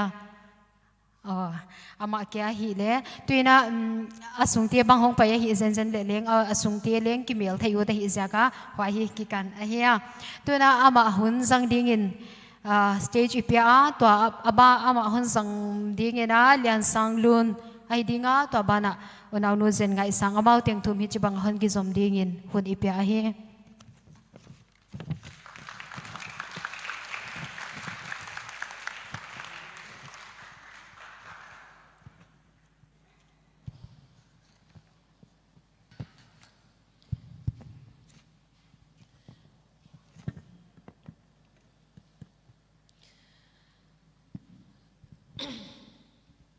Advent Merry Christmas na bon na chibai kong bol he den chang ki chibai ve khalo thei hi mani na mo i kalung sim hong khoi ma la khat tu ni tam chang ong pi to pa hi dan kha ka ngai to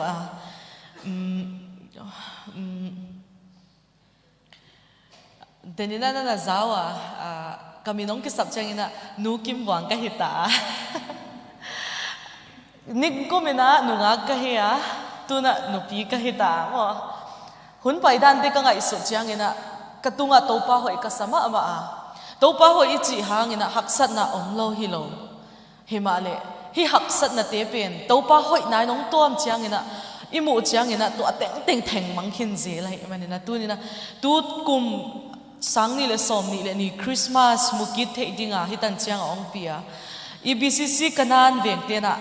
Advent Christmas zang thei le ki pol khom thei phalbi khompi sang ni som ni le ni zang thei hi manuna tunin topa phat khom leng kanwa ma Christmas la tampi ingai khetawa tunina hwa pum pomina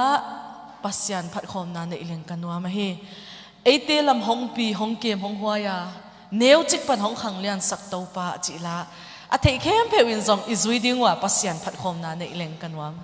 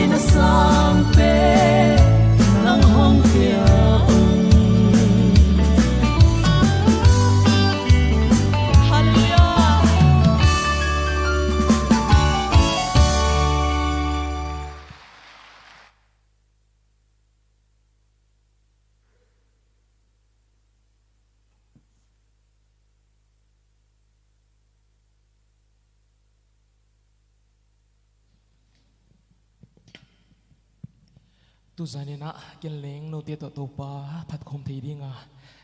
yo manina hampa ka kisa a di sakna hun pia hampan na tung tuan hun pia heu tu te tunga athakina ki pa thu ka hon ge na hi in tu pia azalo bongin pi belin singkhwal kala hong piangin lum tu ding nei rove to zana hong piang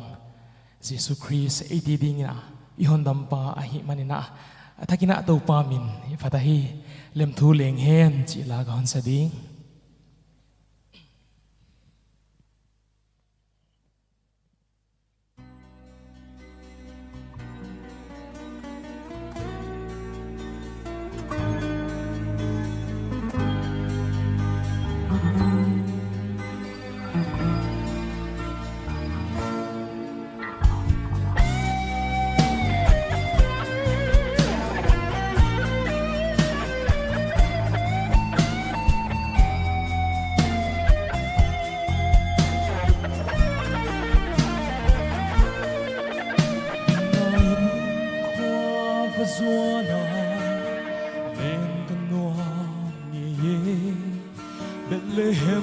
dai da ma belam tu te le na a tua san dai dam ta ko van ngel te sai la sakhi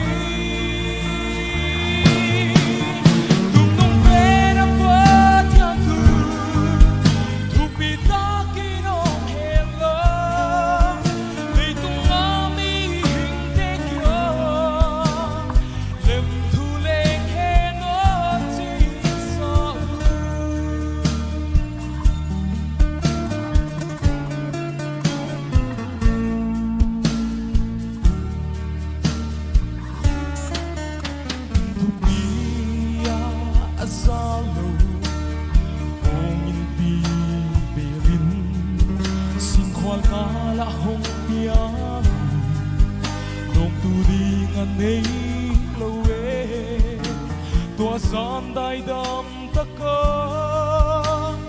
van ngel ten sai la le mu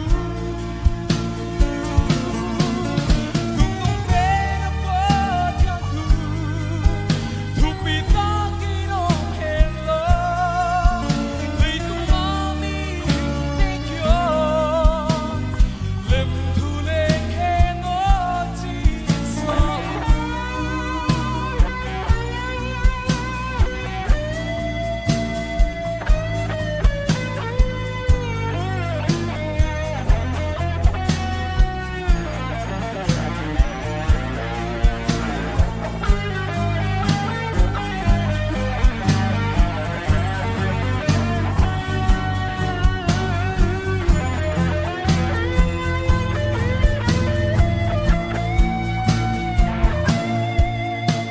na bukin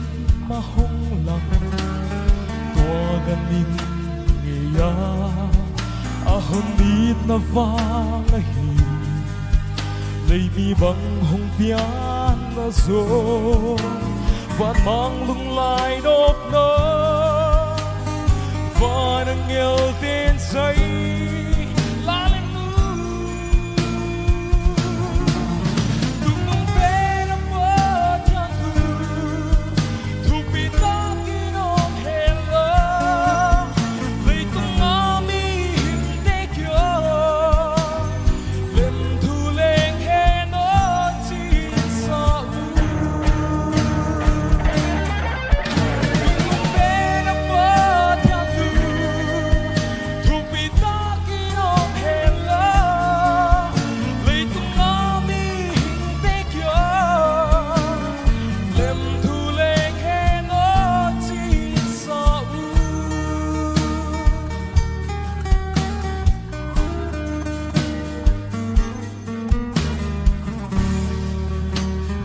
Tupan pinatatahin bakit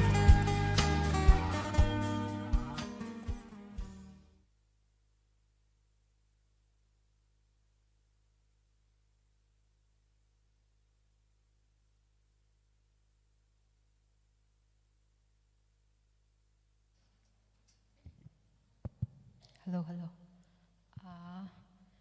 kan le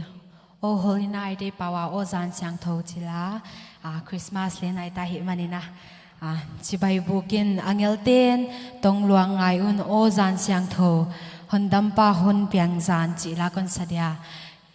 no le nan sak thea len sak khom pi den kan ngen he mai kon nap sak de lo ta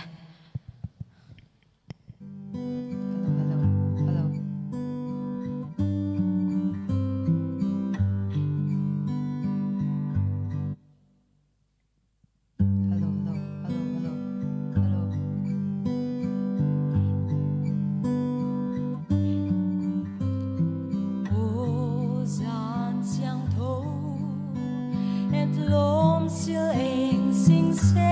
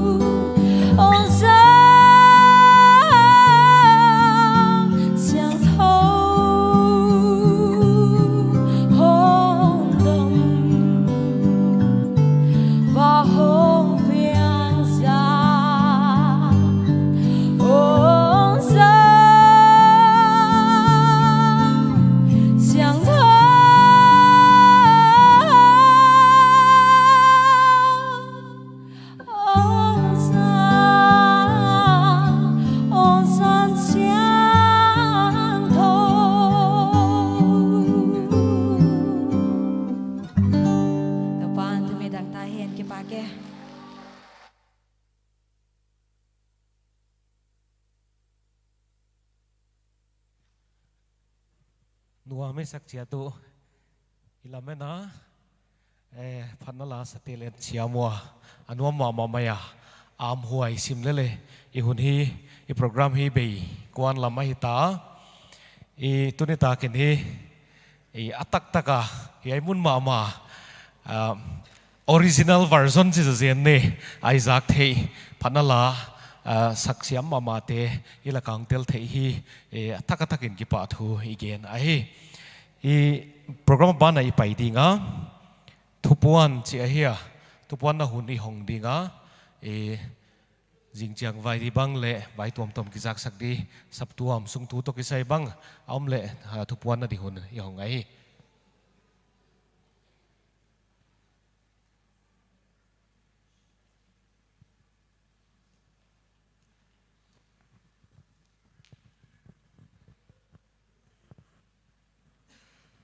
ทุกวันน่ะเดี๋ยวนั้นหงเกี่ยกิปะไว้ก็ซาจิงจังคริสต์มาสและกุมทักตุนกิมนีอาเฮียเมสคอมมิตี้ละมากิปานินะเสียลวก็กิสโอมาเฮียตัวไลเตนุงักตังวาองเตลดีนะคนเงินว่าคนเทศกว่ากูโมปวกนวลนายเกมาและเบียกินสุงาหัวบาลคนนี้ลำบากและตุดเผาอิตะกาเลปาเฮียคงบังเลงเฮียลำคงไก่เดียวarrangement ita kai bol kele dimlet di jakina chi kon the saka wana ya khanga me huan tan dimuna ban leng sep ding om dia ising khwa te khong to asuk vek ngai de hi chi kon puang hi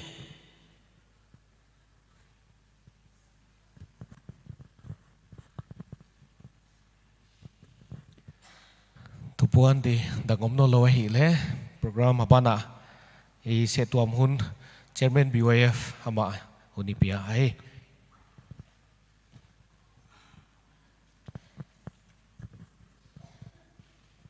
Hello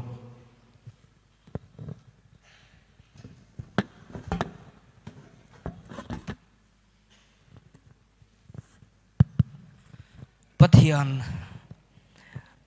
na za phat di hileng athupi di dan tu zani na mu thein auma mi hing te laka ei kanan venga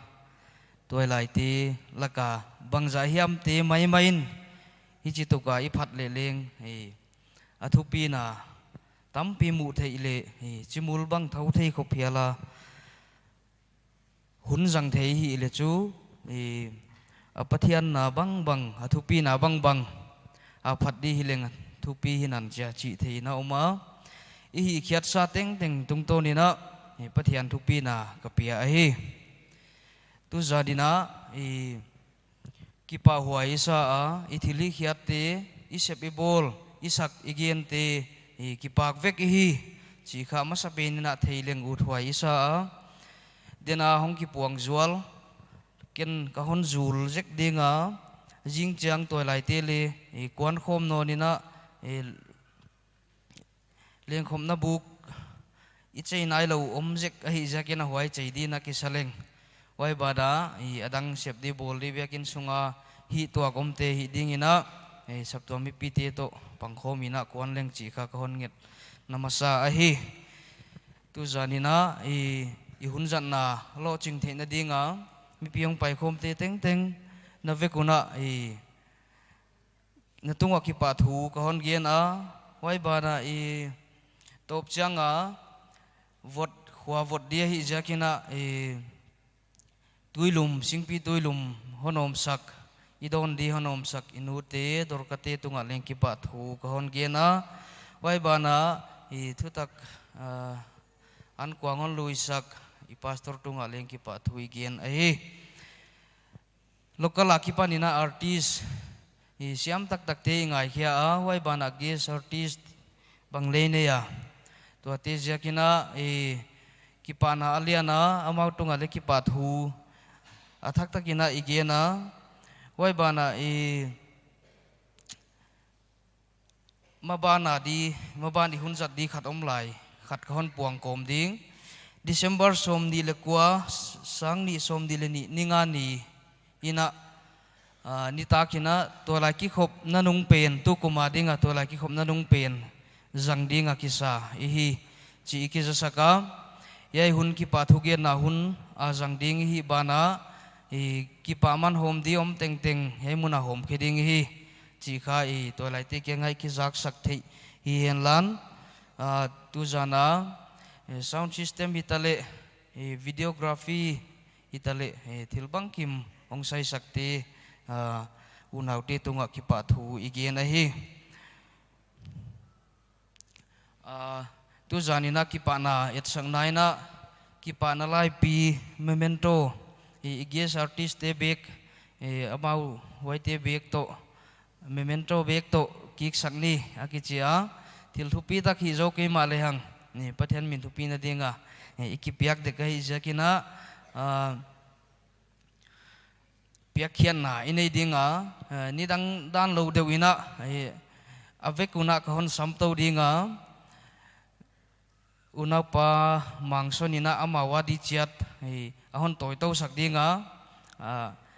na toy ja ko na wa hinai lo hi den chan pe khedi kai tuna iges artist te unau Roslyn unau sangi le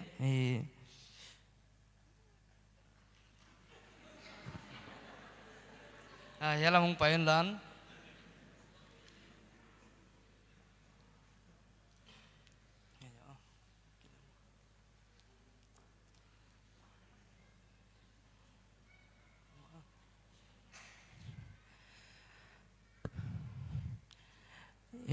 nalai toy teu mi pi mu thei dina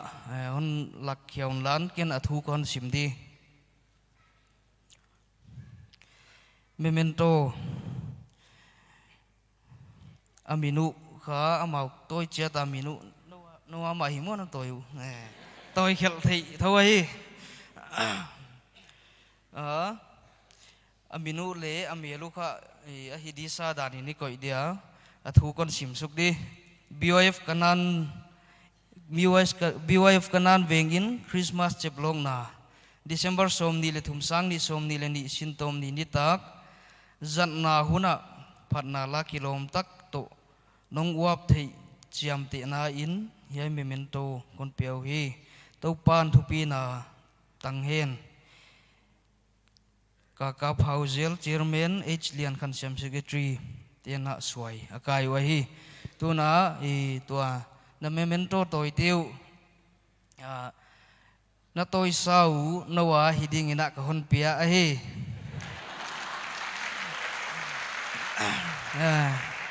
kipa wai pen ma tuna na tuna lamu na jat sanding ina ka hon ngen a hi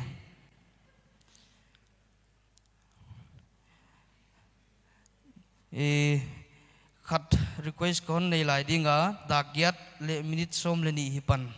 ahia zan halni ta ka dakwa lam tan ki khomi jakina worship team te na Christmas la khat denai sakte khat happy tagina hong pi sakon lan ivekina ko peuma le ding komina pi khomina sakhom dup dup lengu thwai sa hoi bana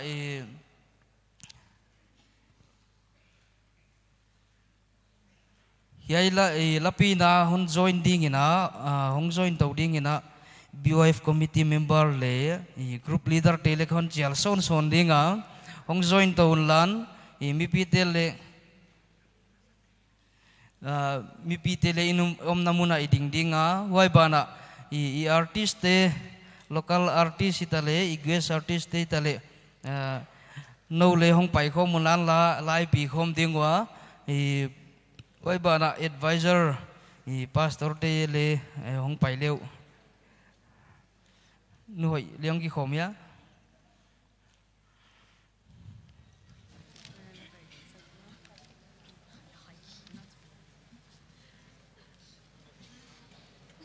ifikala pi khom ding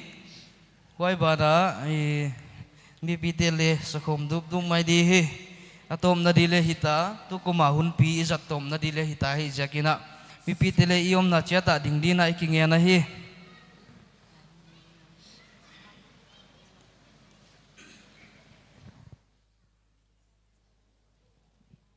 hello